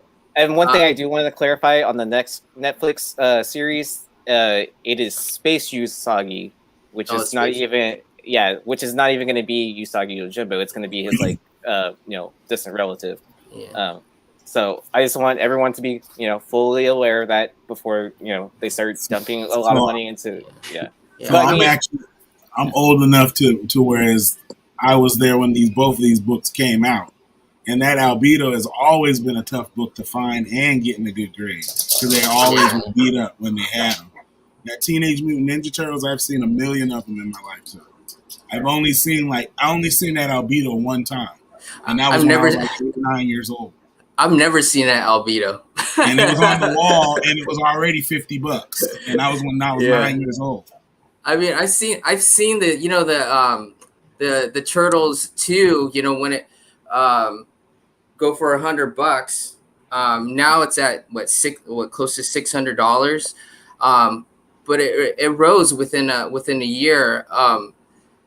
It's a tough bet, but I think in the long run, you're always gonna bet. I'm always gonna bet on the brand and the franchise. I don't think that. I mean, Usagi Yojimbo. The reason why I know him is through Teenage Mutant Ninja Turtles. He's a nice looking rabbit, But I'm gonna go with the Turtles all the way. 20, 30 years from now, I think people are gonna cherish these Turtles decades long term. That's just me personally. I mean, they're both great books. Right now, I would get the Albedo because it's scarce, or I'll say scarce for Joe and Rich. But for continuity also. Yeah. It's just a great book to have. I mean, if you can't get issue 1, I mean, go with the issue number 2. I know there's I forget. Isn't there a first appearance too in issue 2? If I'm not mistaken, though, this book that book might have a short story or a picture or something of Usagi because Albedo is not a story about Usagi Yojimbo. It's not. This story takes place in space, so I'm not sure if at least from what I remember when I read, I have a few issues of the book and it takes place in space. It's not. It's not like in feudal Japan like Usagi Yojimbo is. So I mean, how many issues of TMT they're gonna move forward with, and how many times they're gonna be making all these different miniseries with Usagi Yojimbo? I mean, I don't know. I mean, I just go with the safer bet for myself, and just have a very more common book than obviously the Albedo. But I will say also, I'm sorry to cut you off, but both of them have been around for the same amount of time, and it's not until now that Albedo is kind of getting the. I don't want to say the love because it's always been, like I said, it's been a tough book to get, and everybody's always known about it. But the Ninja Turtle books, like these early ones, like they don't even have to take any, anything from those books. They can use all the newer books. Like these books, like Nine said, are for us, like as older people who remember them. Like for me, I bought these books off the rack when I was in elementary school, and it was because they were violent. You know what I mean? They used to do stuff that they didn't do in Marvel. So I knew if I bought these books, I'd see people getting their heads cut off or, ninjas and people getting chopped up. And I remember those books. So now that I got money, when I go back, I'm like, oh, shoot, I remember that book. Let me get it. But Albedo, man, that book was tough then. And I'm talking about, you know what I mean? It was hard to find then. So I'm still surprised it's this cheap. You know what I mean? Like I thought it would have been worth a lot more. It's tough. It is. This is cult versus mainstream.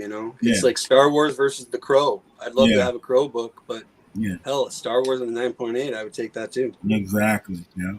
All right. So I have one more set of books for us to compare, and it's actually from TG 9000. But I also want to thank all of our audience for watching. We have 120 viewers. As I will say on every show, we have the best live chat. Like I love seeing the comments. Like not no one on this panel will ever say that they know everything about comics. We're all like we learn from each other. We see different point of views, and that's what makes this community so great and strong. And but I want to take a special shout out to TG9000 for giving in this comparison. And I believe these were some books that we saw on the market report this past Monday. So if you haven't checked that out, give our flagship show a watch. And then we have a NYX number 3 CGC 9.8 that sold for $1,725 versus a raw copy of the Batman 608 RRP rare RRP comic variant. So that's how I remember I saw it on the flagship show. But I do believe that Chris had an idea for a future roundtable discussion that we will be probably filming this weekend or maybe next weekend, depending on how schedules go and everything. Do you want to kind of talk a little bit about that while I'm typing out the? Sure. Yeah. It's all about the kind of like the do's and don'ts of posting on eBay. The reason why it's become very apparent to many of the people here in this hobby that if you don't list your book properly, if you come up with some weird naming convention, ergo kind of what this person did, you run the risk of people not seeing your very valuable book, especially in the case of the auction. I recently scooped up a Spider-Man 2099, the Toy Biz insert in a 9.8, because the person had it listed as Spider-Man Volume 1, Number 1, like graded 9.8. So it was a CGC book. They didn't put CGC in the title. They didn't mention Miguel O'Hara in the title. They didn't put Toy Biz in the title. I'm not sure how I found this book, honestly. So, and I got it for half of market value. So this is something that we definitely need to talk about, educate our people on. Yeah, it's great for us and we know how to find them, but it's hurting your pockets. So we hopefully will be able to educate you on how to post your books effectively and the do's and don'ts of getting your books, posted on eBay effectively. So, all right, and back to our regularly scheduled program. Pull up your sign for NYX3 red or Modern Playbook for the RRP Batman 608. All right, 3, 2, 1. All right, let's go with Ninth Wonder, and let's go with our guest, Big Remo. Let's close out with our guest, and then anyone can second. I'm going with the NYX. I'm not a big DC person. I probably got like 15, 20 DC books, but the NYX, like, I love that cover. I know I've heard and everyone I've seen was always kind of beat up. So for a 9.8, I would probably, if I'm going to spend, I would probably spend on that. And I'm a huge Wolverine fan, so anything that's connected to Wolverine, I'm fooling with it. I don't know much about that Batman book, but I guess it's rare RRP rare, but doesn't float my boat. I'll take the NYX. Man, this actually is a tough decision because I know that NYX 3 is a tough book to get in 9.8. But the reason I would go with the Batman 608, because Hush is a badass Batman villain. A lot of people are sleep on DC right now, and a lot of these DC keys are ridiculously underpriced. And look, man, even a broken clock is right 2 times a day. Eventually, DC is going to come back around, and there's going to be a lot of people crying once they realize that they had a chance to buy in on some pretty important DC books for cheap. This variant, I guess if you want to call it that, was what is like a retailer, like one of those Summit variants or something of that nature. So, I really don't want to speak to the rarity of it because the truth is we really don't know how many of those books were printed. We can only go based on how often we see them on eBay or at conventions, and things of that nature. But I just feel like that this book has long-lasting, potential. I don't know when or if we'll ever see X-23 in the MCU or any other Marvel movie universe that ends up being created in the future. But I do feel like we have more of a chance of seeing Hush in film or TV or whatever, DC decides to do. So at least you have a little bit more to hang your hat on with that. But I mean, both of these books are pretty dang close, and I don't think you can necessarily go wrong with either one. But if DC does turn it around and Hush is one of those villains that they use, man, I think if you were picking just between these two books and you put your money on that NYX, man, you would have some long sleepless nights passing up that 608, just considering the places that book can go in the future if DC starts to right that ship. No, I would have to second that. That 608, that I mean, it's rare, and it's rare, it's super rare and high grade. Just the cover is a phenomenal cover on one of the greatest story arcs of DC's existence. I mean, just Jim Lee's artwork is impeccable, and that cover is been one of my grails for a while. NYX is nothing to sneeze at. It's a great character. The daughter of Wolverine, she made an appearance in Logan, and the actress was great, and she had claws coming out of her feet. I mean, but like when you see rare books out there, you better snag them up because somebody else is. I mean, you can attain an NYX. I mean, they're out there, they're plentiful, but these are rare RP comic variants, man. They are tough to find. I mean, I remember first seeing this on Unpressable Defects when Big Leg and Trey K were talking about this, and they were hard to find back then. Yeah, I mean, is this book going to continue to go? I mean, it all depends on DC. I mean, you got to think if they get a good writer around it and they introduce that character and that character just lights up the screen the way a Joker would. I mean, that's in play, man. Yeah, the thing I never understand is the Dark Knight trilogy. Like nobody would at that point in time. DC, Marvel really, that debate really wasn't a thing from the cinematic standpoint because all casuals cared about was that Dark Knight trilogy. And I hated that Dark Knight trilogy, personally, and I was more anticipating of the Marvel fans of, seeing what Marvel could do to turn around, their cinematic property. So maybe I just like rooting for the underdog. I don't know what it is, but I do feel like DC has too strong of a catalog to stay down in the dumps forever. And it's not necessarily that they're in the dumps right now because they have way too much history and way too many good stories that could be translated into great films.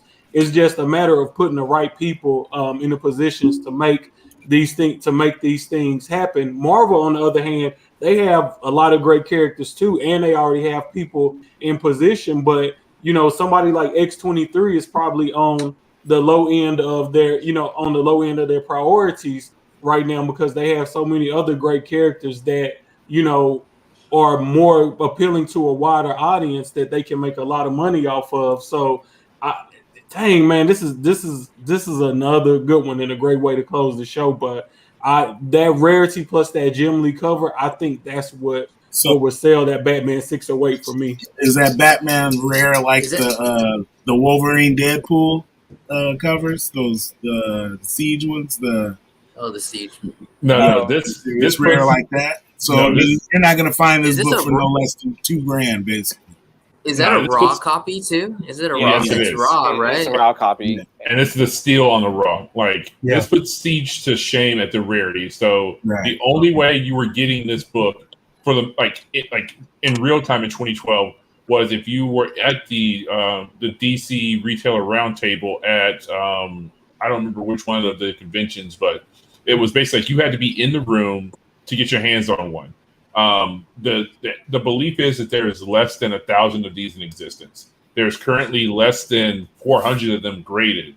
If you want you a 9.8 right now, you can go get one off of eBay. You probably make this dude who's asking 8,900 a reasonable offer. You might walk away with it. But this is like again, I'm usually all about the movie spec and things like that. And yeah, NYX will get her day in the sun again.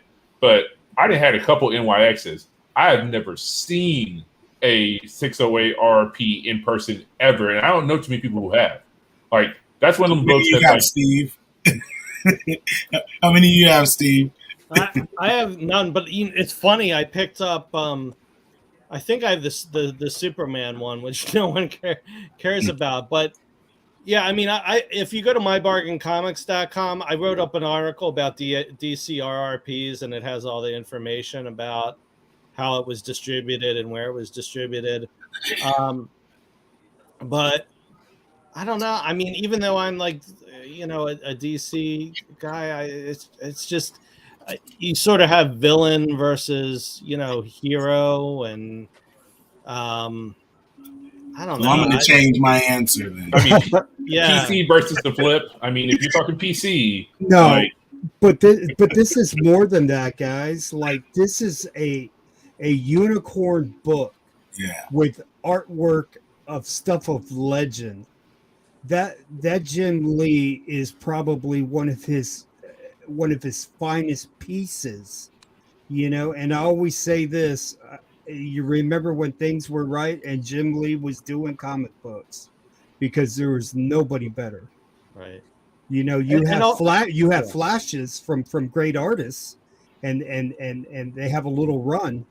I can't remember Jim Lee ever drawing a bad book. I can't. I also have the concern about a raw versus a graded, and with that black border and everything, I mean, even if it came back at 8.5, you don't make your money back. Like, that's how rare this book is. Even if this was an 8.5, you would turn around and be able to sell this to somebody for $2,000 and no questions asked. Easy.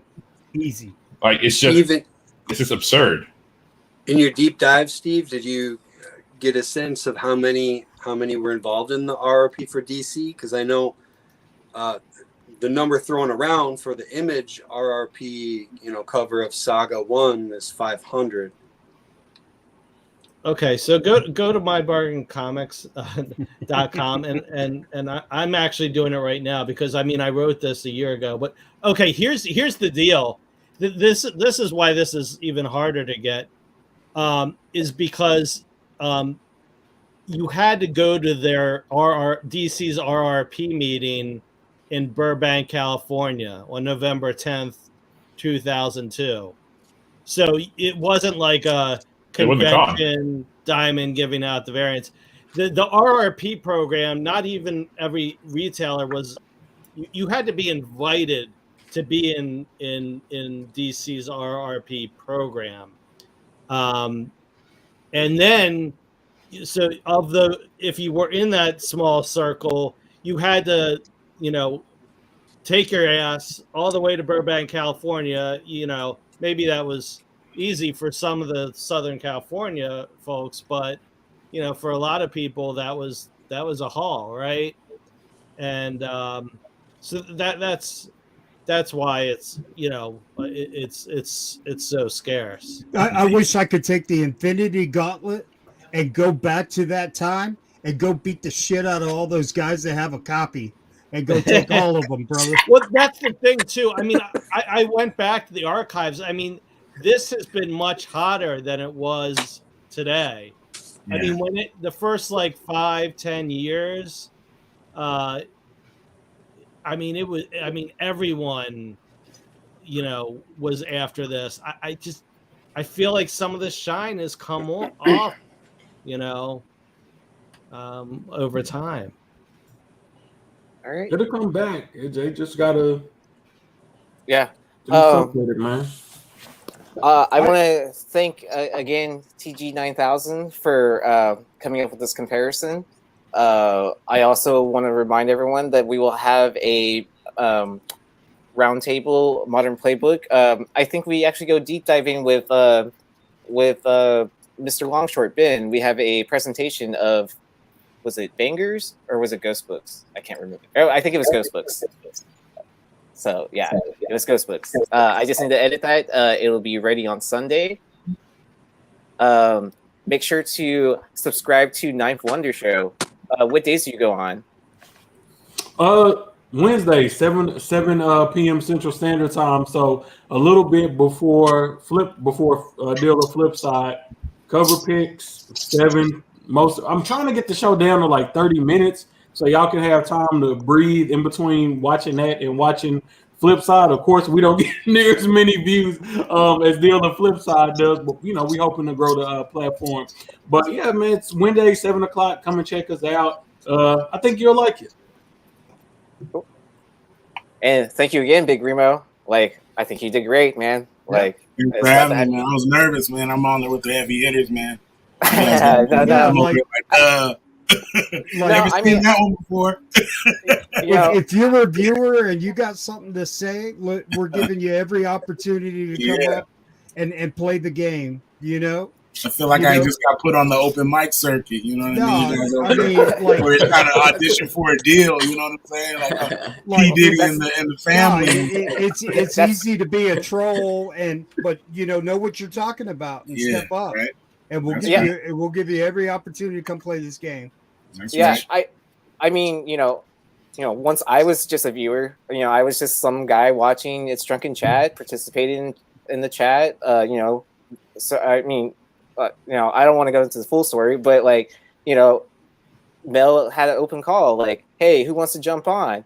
I was like, screw it, why not? Like, I know some things about comics, give it a shot. And then look at me now, I'm hosting like way too many shows, but that's all right. It's all about the community. I mean, look at me. I'm a fan of all you guys, like Steve and Tony and you, Aaron. Red Hood.